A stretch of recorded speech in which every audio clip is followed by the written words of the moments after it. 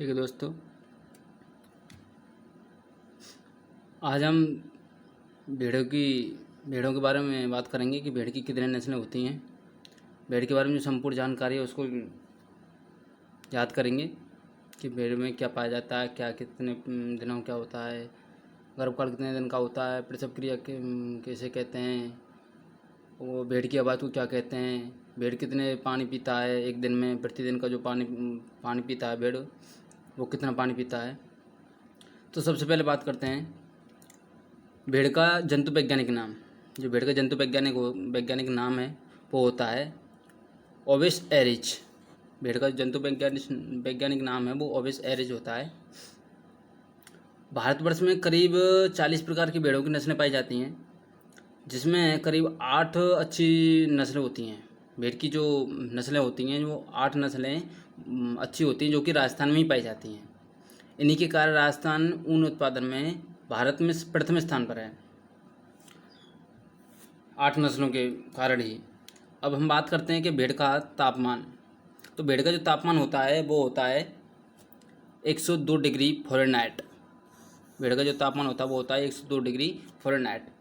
और भेड़ की जो श्वसन दर होती है वो होती है 12 से 20 प्रति मिनट। भेड़ की जो नाड़ी दर होती है वो होती है 70 से 80 प्रति minute.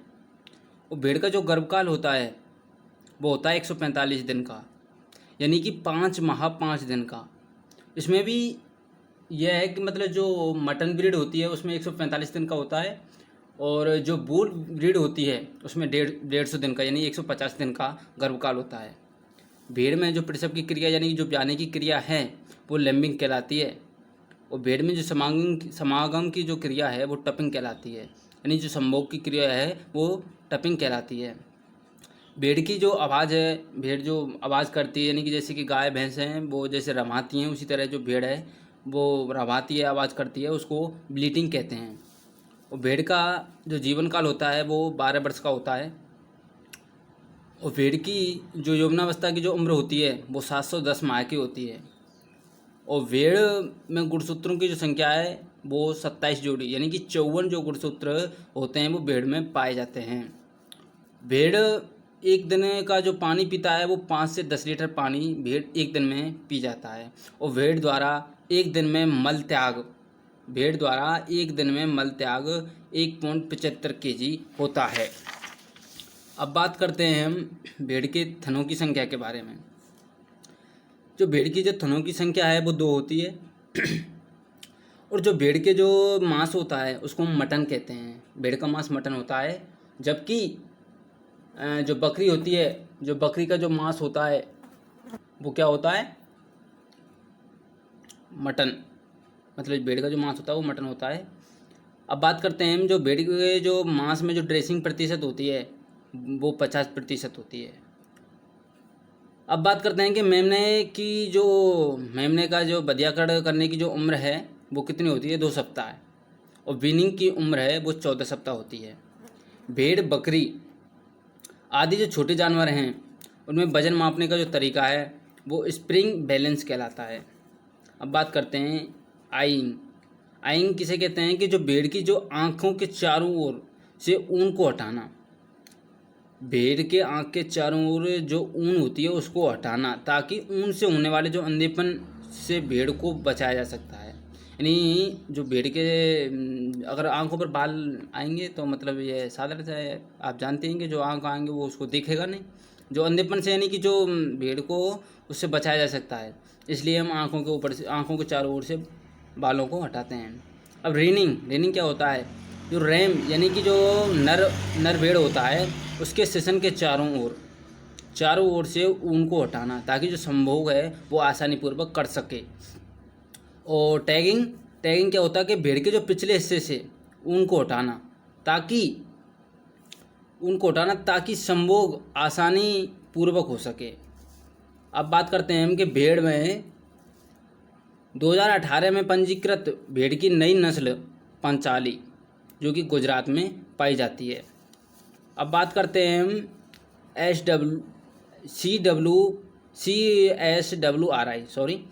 CSWRI central sheep and bull research institute, Izzatnagar Bareilly UP यानी उत्तर प्रदेश में स्थित है।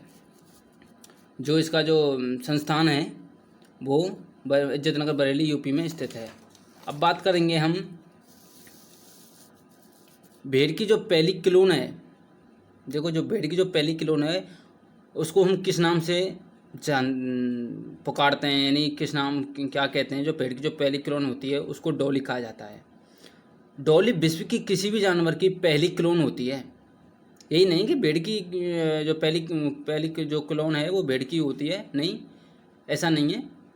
जो डॉली है वो विश्व की किसी भी जानवर की पहली क्लोन होती है। स्वीडन में बिलियट नामक वैज्ञानिक ने इसको जो है इसका जो नाम दिया। भेड़ में जो गुणसूत्र होते हैं, उन गुणसूत्रों की संख्या होती है 27 जोड़ी, जो कि मैंने पहले बता दिया। 54 गुणसूत्र होते हैं। भेड़ के बछड़े को लैम्ब कहते हैं, यानी जन्म के समय जो उसका लैम्ब का जो वजन होता है वो होता है 4 से 5 केजी। बछड़े का जो वजन होता है वो होता है 4 से 5 केजी।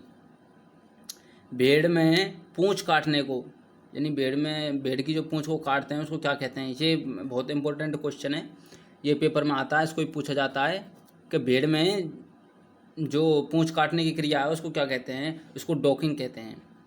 भेड़ में ऊन काटने की जो क्रिया है उसको क्या कहते हैं, शेयरिंग कहा जाता है। और भेड़ में जो वयस्क नर होता है उसको क्या कहते हैं, रैम कहा जाता है। और भेड़ में जो वयस्क मादा होती है उसको ईव कहते हैं। भेड़ के जवान नर को लैम्ब कहते हैं। और भेड़ में जो जवान मादा होती है, भेड़ की जो जवान मादा होती है उसको ईव लैम्ब कहते हैं। और भेड़ों का जो समूह होता है उसको फ्लॉक कहा जाता है। और भेड़ों के जो घर को पेन कहा जाता है। भेड़ पशु का बधियाकरण किया हुआ जो नर है उसको वेडर या बैदर कहते हैं। बधियाकरण की हुई मादा को शेफर्ड कहते हैं। अब बात करेंगे हम कि जो विश्व में सर्वाधिक भेड़ें हैं वो कहाँ पाई जाती हैं। विश्व में सर्वाधिक भेड़ें ऑस्ट्रेलिया में पाई जाती हैं। और भारत में सबसे अधिक भेड़ राजस्थान पाई जाती हैं। पहले नंबर पर जो भारत में सबसे अधिक भेड़ हैं वो पहले नंबर पर राजस्थान में पाई जाती हैं और दूसरे नंबर पर आंध्र प्रदेश में पाई जाती हैं। अब बात करते हैं हम कि भेड़ का दूध भारी होता है, यानी कि भेड़ का दूध बताया जाता है कि मतलब भेड़ का दूध बहुत ही शक्तिशाली होता है। भेड़ का दूध भारी होता है क्योंकि इसका जो घनत्व है वो घनत्व बहुत ज़्यादा होता है। अब बात करेंगे 20वीं पशुधन जनगणना के अनुसार भेड़ की संख्या में कितने प्रतिशत वृद्धि हुई। भेड़ की 20वीं पशुधन जनगणना के अनुसार संख्या में कितने प्रतिशत वृद्धि हुई, वो है 14.13%। और 20वीं पशुगणना के अनुसार देश में भेड़ों की कुल संख्या 14.26 मिलियन है। 20वीं पशुगणना के अनुसार देश में जो भेड़ों की कुल संख्या है वो है 74.26 मिलियन है, यानी कि 1 मिलियन बराबर 10 लाख होते हैं। 1 मिलियन बराबर, तो सोचो आप कितनी होगी, इसको करके कमेंट में बताना। और अब बात करेंगे उत्तराखंड में 2012 पशुगणना के अनुसार भेड़ों की जो संख्या है वो कितनी है, 3.69 लाख। अब बात करते हैं कि राजस्थान में जो भेड़ की जो नस्लें पाई जाती हैं उनके बारे में। तो सबसे पहले बात करेंगे हम चोगला के बारे में। चोगला, इसका जो उत्पत्ति या जो वितरण स्थान है वो कहाँ पर है। इस नस्ल की भेड़ें झुंझुनू, चूरू, सीकर, बाड़मेर व नागौर जिले में पाई जाती हैं। कहाँ पाई जाती हैं, झुंझुनू, चूरू, सीकर, बीकानेर व नागौर जिले में पाई जाती हैं। इसे राजस्थान की मेरिनो भी कहा जाता है। राजस्थान की मेरिनो किसको कहा जाता है, राजस्थान की मेरिनो चोगला को कहा जाता है। इसके शारीरिक लक्षणों के बारे में बात करते हैं। इसका चेहरा भूरे रंग का होता है। यह रंग कई बार जो भूरे रंग का जो इसका जो चेहरा होता है वो रंग कई बार गर्दन के मध्य तक भी फैला हुआ होता है, यानी कि जो इसका जो भूरा रंग है वो गर्दन के मध्य तक भी फैला हुआ रहता है। इस भेड़ के चेहरे पर ऊन नहीं होती है। इसकी नाक उभरी हुई होती है जिसे रोमन नोज कहते हैं। चोगला की जो नाक है वो उभरी हुई होती है, इसलिए उसको रोमन नोज कहा जाता है। तथा कान छोटे होते हैं इसके, और पैर छोटे होते हैं तथा काले रंग के खुर होते हैं। नर व मादा दोनों में सींग नहीं होते हैं। और इसकी जो ऊन उत्पादन की बात की जाए तो जो इसका ऊन उत्पादन है वो बारीक व अच्छी गुणवत्ता की तो इसमें ऊन पाई जाती है, तथा 1.5 kg से 2.5 kg तक प्रति वर्ष और प्रति भेड़ ऊन प्राप्त होती है।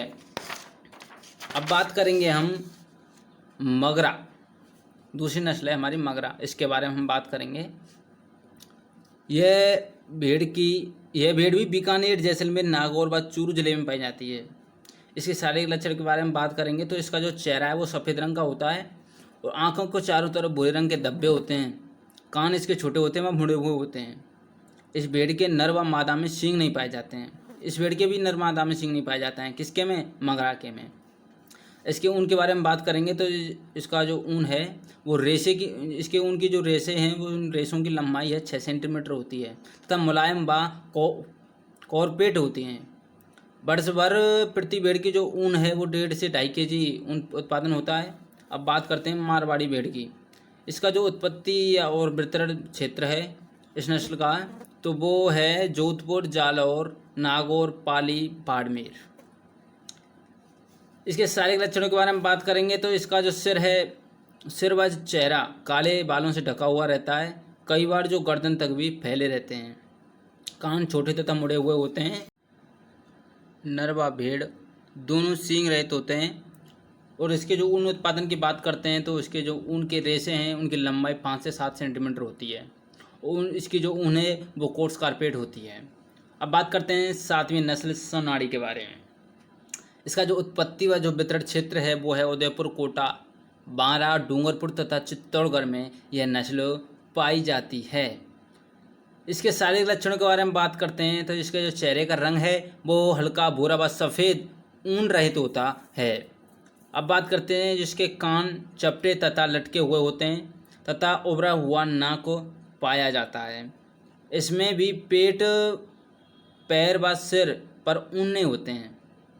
जो सोनाली नस्ल है उसमें पेट पर, पैर पर व सिर पर ऊन नहीं पाई जाती है। यह भेड़ 1 से 1.5 kg दूध प्रतिदिन देती है तथा यह मांस के लिए भी अच्छी नस्ल की भेड़ है। अब बात करते हैं हम ऊन उत्पादन की।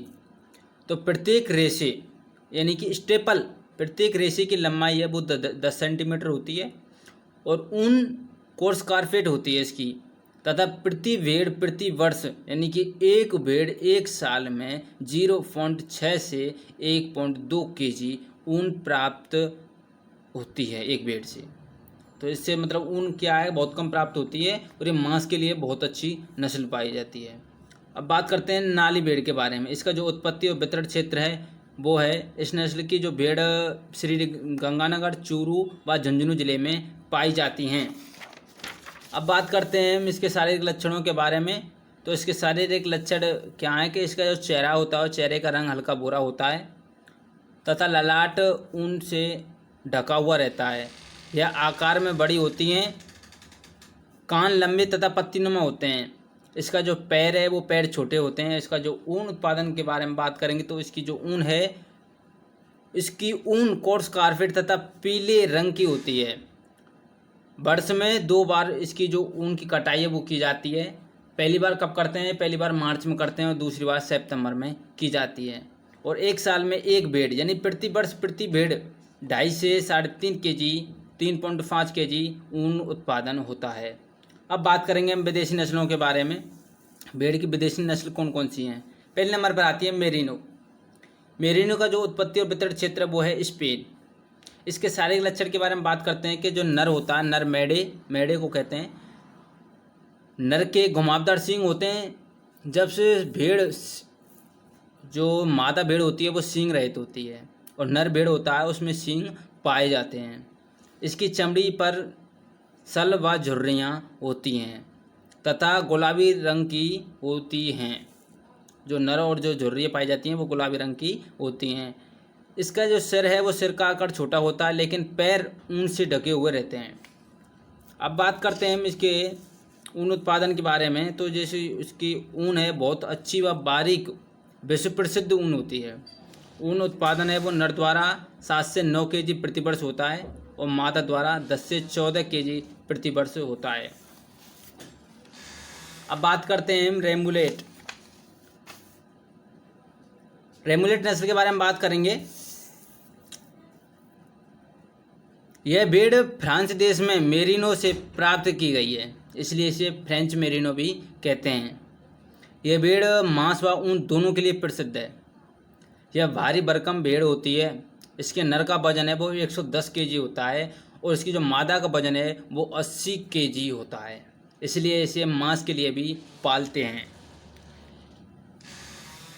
यह भेड़ प्रति वर्ष 4 से 5 केजी उन्नत गुणवत्ता की ऊन देती है। अब बात करते हैं कि जो भेड़ों की जो नस्ल हैं वो है केंद्रीय भेड़ व ऊन अनुसंधान संस्थान CSWRI। इसकी फुल फॉर्म CSWRI जो अनुसंधान केंद्र है उसके बारे में हम बात करते हैं कि इनकी जो central sheep and bull research institute Avikanagar Malpura Tonk में स्थित है, राजस्थान में। तो इससे जो क्रॉस ब्रीडिंग कराई गई थी इस संस्थान से भेड़ों की, तो वो कौन कौन सी भेड़ें प्राप्त की गई। सबसे पहले नंबर पर आती है अवकालीन। यह भेड़ नई भेड़ है। भेड़ की जो नई नस्ल है वो अवकालीन है। नर मेरिनो तथा भेड़ यू मालपुरा के सहवास में विकसित की गई है। इसका औसत शारीरिक भार है वो 40 से 55 केजी है और जो मादा का जो औसत भार है वो 28 केजी है। यह भेड़ वर्ष में 1.6 से 2 केजी ऊन देती है। इसकी ऊन अच्छी गुणवत्ता की कालीन बनाने के काम में आती है। अब बात करेंगे हम विदेशी भेड़ की लास्ट जो मतलब दूसरे नंबर की जो नस्ल है उसके बारे में। अभी वस्त्र, यह भेड़ नर रेमुलेट नर से तथा मादा चोकला से विकसित की गई है। यह भेड़ 2 से 4 केजी ऊन प्रति वर्ष दे देती है और इसकी ऊन भी अच्छी गुणवत्ता की कालीन बनाने के काम में आती है। दोस्तों जो इसकी ऊन है वो अच्छी गुणवत्ता की कालीन बनाने के काम में आती है। यह भेड़ मांस के लिए भी प्रसिद्ध है क्योंकि यह शरीर में भारी होती है। तो दोस्तों चैनल को लाइक शेयर और सब्सक्राइब करें और नई अपडेट आने के लिए बेल आइकन को दबाएं।